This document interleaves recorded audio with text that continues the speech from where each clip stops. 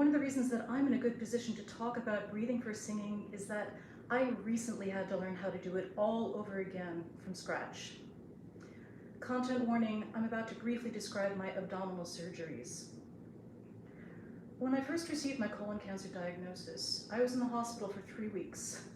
By the time they patched me up, I had had 4 incisions in my abdomen, leaving a long midline scar that reached from my sternum to my pelvis, a 3-inch lateral scar low on the left side of my belly, a colostomy on the left side between my sternum and my pelvis, and a small opening for a surgical drain on the right side of my abdomen.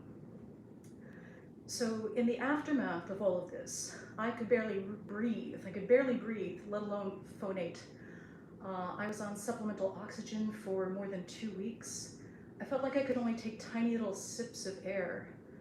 It was agony to try to have a conversation because I could only get through a couple of syllables before needing another tiny little sip of air, and remembering it is making me feel like I can't get any air in again. It was a lot.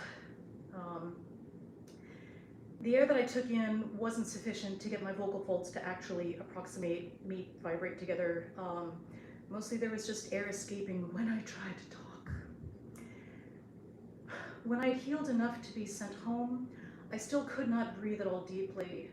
Over a period of decades, I'd cultivated the ability to efficiently take in a very large volume of air and to skillfully manage that air in the service of powerful operatic singing. And now I could not take in very much air at all. This is because range of motion from my breathing had been horribly compromised, because the tissues in my abdomen were all very tight and were also healing from multiple deep incisions. As I frequently talk about in my content, range of motion for our breathing anatomy is what determines both our lung capacity and our ability to generate sufficient subglottal breath pressure to vibrate our vocal folds. For me, this range of motion was simply just gone now, and because my entire abdomen had been reconfigured, it wasn't just a question of waiting for the incisions to heal completely. I actually did have to start over from scratch.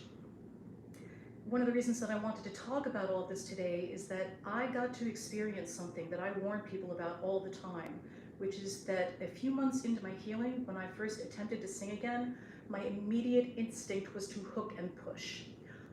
I inhaled, I started singing a phrase, I immediately noticed that all this air was escaping, and instinctively I tightened up my throat and pushed hard against the closure with breath pressure, generated from tightening up what was left of my abdominal muscles.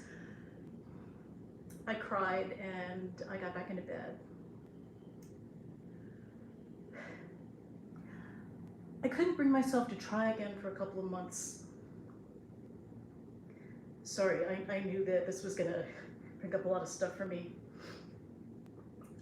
When I did try again, it was a really long, sustained journey of using myofascial release, meditative breathing, and very, very mindful vocal work. It was extremely challenging to stick to this tiny fraction of my usual range when I was vocalizing. It was so shocking to me, but also weirdly fascinating to realize how significant subglottal breath pressure is for singing, because for the longest time, I had a range of less than an octave. And not because anything had happened to my vocal folds, they were fine, but because I completely lacked the wherewithal to make them buzz anywhere at all high. Even in falsetto, I couldn't make a sound. I was understandably terrified that my breath would never open up again. I was terrified that my range would never come back. But I was able to persevere because I had this deep conceptual awareness of how all of this works.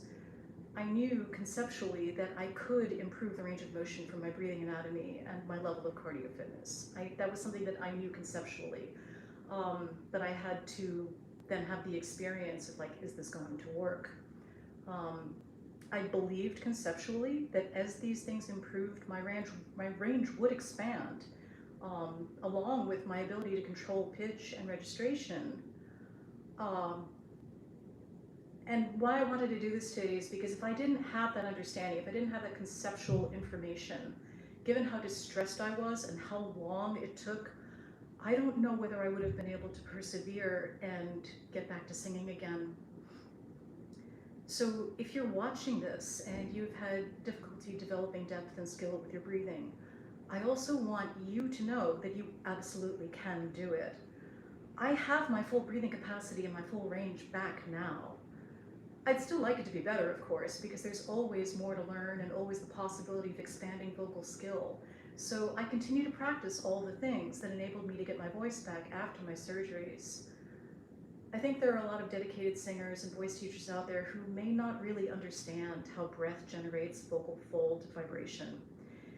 If this is something you do really well instinctively, there may not be much need at all for you to learn about how to manage your sublevel breath pressure. I mean, humans were singing for many millennia, many millennia, before anyone figured out what the diaphragm is and what it does.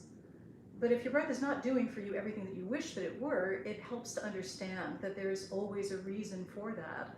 And once you understand that reason, you can probably find a solution that will get you singing the way that you desire to. I also talk a lot about how the same breathing strategies that work for one person might not work at all for another person. My process of retraining my own breathing seriously validates that. The body that I have now, the container that I have for my breathing now, it differs significantly from the one that I had prior to these surgeries. My body has different preferences about where it wants to expand and where it wants to mobilize while I sing. Good breathing for singing is an ongoing collaboration between the things you want to express and the way your body likes to move. And while I'm not glad that I had cancer, it, in retrospect, was a really fascinating experience to get to validate this in my own instrument, my own evolving instrument.